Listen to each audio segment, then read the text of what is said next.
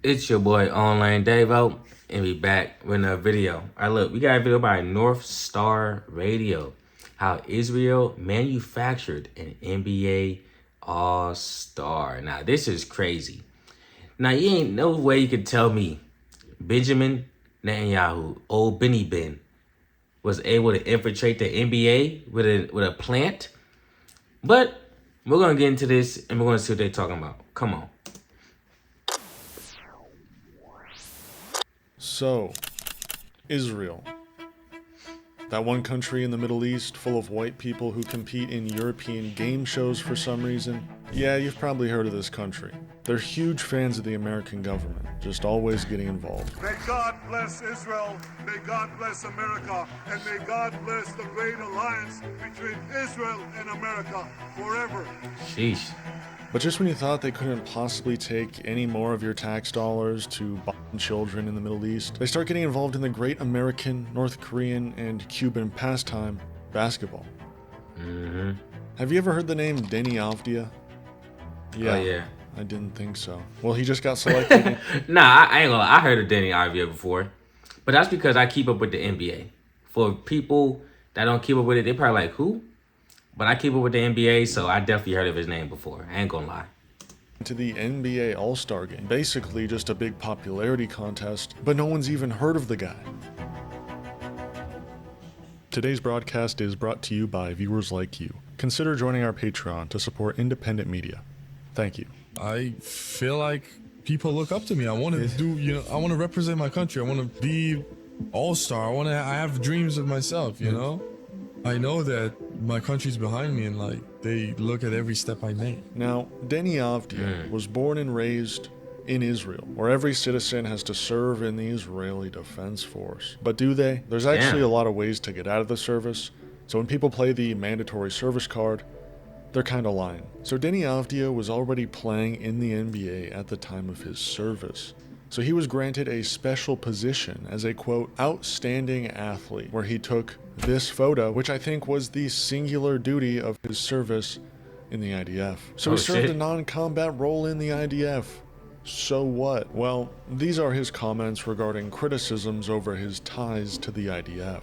You don't have to love what I stand for or how I look, but if I'm a good player, give props. All this hate for no reason, like I'm deciding things in the world. I'll be honest, what do people expect me to do? This is my country, where I was born, where I grew up. I love my country. There are a lot of great things about my country, but obviously not everyone is educated and knows what is going on, and that's what pisses me off. Because if you are educated and know what is going on, it's fine to say what you think and say who you think is right or wrong. But if you are not educated and are not part of the Middle East, and you don't understand how long this goes back and understand the consequences and everything, just don't say anything. Right. That was written by the amazing Ela Klein folks. Beautiful words there. So this is just peak Israeli slop, if I'm being quite honest. Basically saying if you're anti-genocide, you're uneducated. He also hits us with the classic, it's more complicated than you think. He said the old reliable. He got hit with the old reliable. You wouldn't get it, bro. You just wouldn't understand, man. That's like I be hearing niggas with you too young, bro. You understand when you get older, man. You know what I'm saying? Damn. See, I always because I be on Reddit and stuff like that, and I always hear people mention, every time Deni Avdia get mentioned, right? People would say something like, oh, they just make like Israeli jokes and shit like that, or talk about like how he's serving like an IDF. But I didn't know like all he did was take a picture. Now, obviously, that definitely has some ties to it, but damn. Like you said, he is from that country, but it's like, just because you're from that country, that don't mean you gotta be for what they are doing, right? But you can also have that stance of, look, don't come at me trying to talk to me about something that you don't know anything about. That's the same stance. It's different, but that's kind of the same stance I be having with people when it comes to talking about like black issues or talking about black history and stuff. Don't come here telling me this, that, and the third about black people, but you ain't never done no research on it. You just talking about stuff you heard online, So that is interesting. back thousands of years. Israelis really just have the slop down and memorized. It's honestly kind of sad. I need to tell you something, guys. Like, if you with me in Israel, you gotta go through security. They gotta investigate you. Yes. Because everywhere, because you know Israel, it's being Israelis. A lot of places in the world, it's a little dangerous. It is? Yes, because we got a lot of enemies. Gotcha. Okay. So I told them when I go drink coffee, I have snipers on the roof that protects me. And they were looking at me like this. Kuza was like, if you get close to me and I have a button that I press, stuff like, I drove him crazy. He also said in an interview with The Athletic, I don't really get in. What did he know? What did he know? I don't know, man. You saying these type of jokes, my nigga. You putting on for the Israelis, you know what I'm saying, being in the NBA and doing your thing because bro have been doing his thing. I will give him that. But you making jokes like that. Hold on, nigga. I'll read the news. I read a little bit. What you got going on, Denny? Into politics because it's not my job. I obviously stand for my country because that's where I'm from. It's frustrating to see all the hate. Like I have a good game or get all-star votes and all the comments are people connecting me to politics. Why can't I just be a good basketball player? First of all, no one knows who this guy is. We've already made that clear. Second of all, he keeps saying he's just from there. So obviously he stands with his country. I too stand with my country, but as a means to make it better. I can call out my country's shit. That's a simple principle this entire channel is based on. But here's this guy, Denny Avdia, someone who seemingly doesn't even know the word Palestine. I mean, I've literally never heard him say it. Drop a dislike on this video for the amount of times you've heard Denny Avdia say the word Palestine. You never said it Now, before? the greatest part about all of this, I haven't even gotten to the best part. Because Damn, he never said it one time? There's not one video of him mentioning Palestine? Damn. I mean, shit, because it's like you could be from a country and also hold your country accountable, right? So it's like, damn, that nigga Netanyahu got that shit on lock. just yesterday, Benjamin Netanyahu, the Prime Minister of Israel, tweeted this. Danny, every time you step onto the court, our country beams with pride. For the people of Israel, you aren't just any star, you are our Star of David. Just let that sink in. Shit. So there's this dude in the NBA. No one's heard of him. He plays in a tiny town called Portland on the side of a desert, and he makes the All-Star game. And the genocidal prime minister is calling him the country's Star of David. This timeline is so boring, bro. This plot sucks. Now, I'm not gonna come on here and make some sort of massive claim that anything nefarious is going on here, because this could have honestly been done completely by the books. Right. But that doesn't mean it's not weird. Something's a little fishy. So the way the NBA All-Star Game roster is selected is through a voting system with fans, media, and players all having a say. It's not I'm gonna keep it real. With everything that's going on, with all these voter schemes and all that, with the NBA and all these gambling stuff and all that, a lot of things are much more corrupted than they seem, man. You know, it's gotten to a point in which the money has become so important that they don't even care if it looks suspicious. They try to act like it, but they just hope that shit dies down. They hope that people forget about it, but we're not gonna forget, bro. You know what I'm saying? A lot of these sports leagues be on some weird shit, man. And I think people need to start taking notice. Start taking a mental note. That's all I'm saying. an equal one. Media and players both make up 25% of the vote each, with fans taking the remaining 50%, giving them a pretty wild advantage in the voting process. But even more so, in the event of a tie, the fan vote wins. And according to this year's results, Denny Avdia was ranked 5th place in the Western Conference in fan voting. An incredibly loaded conference. Every star player you've ever heard of. He's ranked above Kevin Durant, James Harden, LeBron James. He got more votes than LeBron James. Damn, 5th? Shit. I mean, they got the whole country behind him. He got the whole country behind him. So it's kind of like, you got people that follow the NBA. You got people in Israel that follow the NBA. They're going to probably vote for him if they like him. And then you got Israel, the people that don't follow, but who got enough time to be like, you know what? He from Israel? Fuck it, let me go sign up real quick and put a vote in for him. So it's plausible. But it's like, shit. It do look good like, damn, he 5th. But once you kind of think like, damn, he has a whole he has the whole Israel behind him, it kind of makes sense that he would be fifth. At least right now it does. Games. I mean, how is that even possible?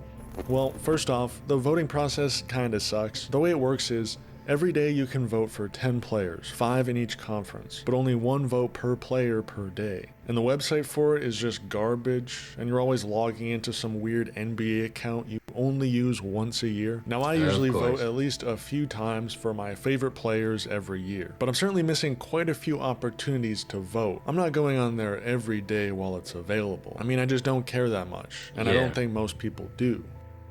But someone who does seem to care about it, quite a bit in fact, is Israel. Now, these are not my own claims. I'm simply reporting on an election process that the public seems to be intrigued by. That is my only job here.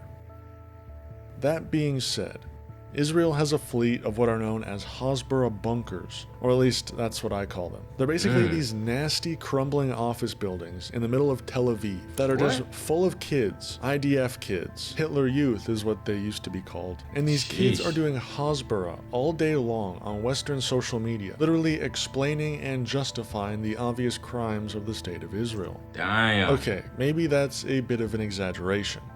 But is it really? Because within the IDF, they have what is called the Digital Media Unit, which is basically the social media team for the IDF and the State of Israel, doing exactly that. Hasbara straight from the source. Now, this is nothing surprising. Every government has a media department, but this is only the tip of the iceberg. Israel's version of the NSA is constantly scouring social media and flagging individuals, and it's almost entirely made up of teenagers making these decisions. And the cartoonish depiction of a room full of IDF kids I mentioned earlier, it's actually completely real. These Hasbara war rooms were set up by various universities during heightened periods of warfare, with the express purpose of targeting anti-Israel speech and promoting students volunteering in IDC. Wow. Situation room to defend Israel on social media. Sheesh. I mean, like I said, bro, I'm not surprised. We've seen all these bots from like Russia, Nigeria, fucking all these bots from across the world, bro. And it's like, they be big accounts too. Real big accounts. So they got people following them. They got real people following them that takes their word, that spreads their message. Oh, it's getting weird, bro. It's getting tricky, man. What can you trust? Nigga, at this point, I don't know if I could trust you unless you speak face to face. And shit, if we do a FaceTime call, ooh, that one a little iffy too. That's a little iffy also. At this point, if I can't touch you, nigga, I don't know if I could take anything you say serious, bro. You could be a bot. Nigga, I could be a bot right now. Who knows? This could be AI. Man, stay aware, y'all. Stay aware. Pro-Israel speech online. There was also a digital forum for this exact purpose that was used by IDF soldiers, government officials, mothers, and teenagers alike to report individuals, plan harassment campaigns, and teach each other how to argue in support of Israel's genocide of Palestinians. Hi everyone, I'm Maya, and I'm here to welcome you to ACT-IL, the first pro-Israeli grassroots online movement. There are many groups that try to delegitimize Israel online, and now you will have the tools to counter their efforts right in the palm of your hand. We're going to show you how. I mean, if you're committing a genocide, then people online will talk shit about you. And will talk shit about the country. You know what I'm saying? So it's kind of like, that comes with the territory, bro. You feel me? You can't just go around doing shit and then expect people to not just say anything. Even if you feel like their opinion don't matter, people are going to say what they got to say, you know? But it's like, damn, that's the thing, right? It's like, you could say you're surprised, but it makes sense. You know, if you're a country that's doing some crazy shit, that's out here just doing stuff, you would have a social media department, right? Because us regular people, we wouldn't do that because we wouldn't be committing these acts. You know what I'm saying? But if you're committing these acts, you're like, yep, let me make sure I have a social media team that could tell people to look the other way, that could shift the blame to other countries and other people. Let me make sure that we're spreading a good message, a good light to the public, you know? Let me make sure I'm in good graces with all these high-level people, with the President of the United States. Let me make sure I have him in my pocket. You know, stuff like that. You're going to take those precautions, you know? But it's like, damn, man. It's just crazy because you never know what's real and what's fake. At least on the surface, until you do some type of like research. And I'm gonna tell this to y'all because I seen this other YouTuber talking about it. This lady, she was saying read news stories from other countries, right? Because the stuff that we see in America, that's only a glimpse. That's only a glimpse behind the curtain. But if you read the news stories in these other countries and stuff like that, you're gonna really find out what's going on. And I haven't done it yet myself, so I'm not shaming you if you haven't done it, but I'm just throwing that out there as a reminder to myself and as a reminder to you that it ain't only America that got shit going on. It's a lot of shit going on all across the world, and it all interconnects somehow, some way. So. Oh, by using the ActIL app, anyone can become an activist for Israel, anywhere, at any time. And it kind of goes without say, but just a couple days ago, it was reported that almost half of all the profiles on Israeli social media are government bots that are designed simply to support Netanyahu. Of course. And if they're doing it in Israel, you know they're doing that here. Oh, yeah. So, back to Deni Avdia. Honestly, I gave him a pretty hard time earlier, and I'm sorry. He's just a good Israeli boy that just don't know any better. He just wants to play basketball. Yeah, and he's putting up decent numbers this year, but the cards are just too stacked against him. Not only is Netanyahu tweeting some freaky ass shit about this guy, but countless other right-wing pro-Israel shills are doing the same. Oh, yeah, see? Congratulations to Deni Avdia, the first Israeli to ever be named an NBA All-Star. After a breakout season, his selection marks a historic moment for Israel and the NBA. And I look forward to watching him compete with the best players in the world at the All-Star game. See, it's kind of like, all right, no one shame you for just being Israeli because, nigga, you're Israeli. You couldn't fault where you're born. But it's like everything else after that, it looks weird. It looks a little iffy. That's all I'm saying. And then you got people that's obviously spreading propaganda, supporting you, and you never speaking out against it. And it's always, let's just focus on basketball, guys. It's kind of like, you know what's up, but you don't want to be a part of it, but you feel like you don't have a choice but to be a part of it. But you're also a grown-ass man. So it's like, I don't know, Deni. I don't know, bro. Just straight up using this guy as some symbol of Israeli power, and he's too Israeli to realize how bad it looks. And man, you're alright, but you are not more popular than Victor Wembanyama, Anthony Edwards, and LeBron James. Get a load of this guy. 2.2 million votes in a metro area of 2.5 million. I mean, come on. Get a load of this guy. So look, maybe this was all completely normal. Who knows? Maybe millions of people just independently woke up, logged into an NBA account they use once a year, and thought, you know who needs my vote today? Deni Avdia. Hey. It's entirely possible. It happens all the time. Damn. Shout out North Star Radio for the video. You did your thing. Yeah, honestly, I would say this is, I didn't even think about it until bro made this video. I'm like, damn, that dude, I said, damn, bro, is from Israel, huh? But it's so crazy, man. Like, that's how you know the world is it's so much stuff going on in the world that a nigga could just be from a country and you looking at him like, you know what I'm saying? And it's not even their fault. It's everything stacked together, man. Let me know what y'all think. Do y'all think Netanyahu, Benny Ben planted Deni Avdia? But the thing was, he always been decent though. I'm gonna give him that. Cause I watch NBA. He always been like a decent NBA player, but it seems like this year he took that step, or at least his numbers took that step. You know what I'm saying? He getting downhill. He getting a lot of foul calls. You know, people feel a certain way about that. But if he could hoop, he could hoop. Now the other stuff that's off the court, you could definitely side-eye him for it. But then it's also a thing of like, damn, is his stuff off the court influencing his shit on the court? And honestly, I don't even want to think that far right now. I'm gonna keep it real. If y'all got an opinion, let me know. We could chop it up, have a conversation about it. If not, like, comment, go on about your day. And if you don't want to do none of that, it is what it is. I'm gone. Peace.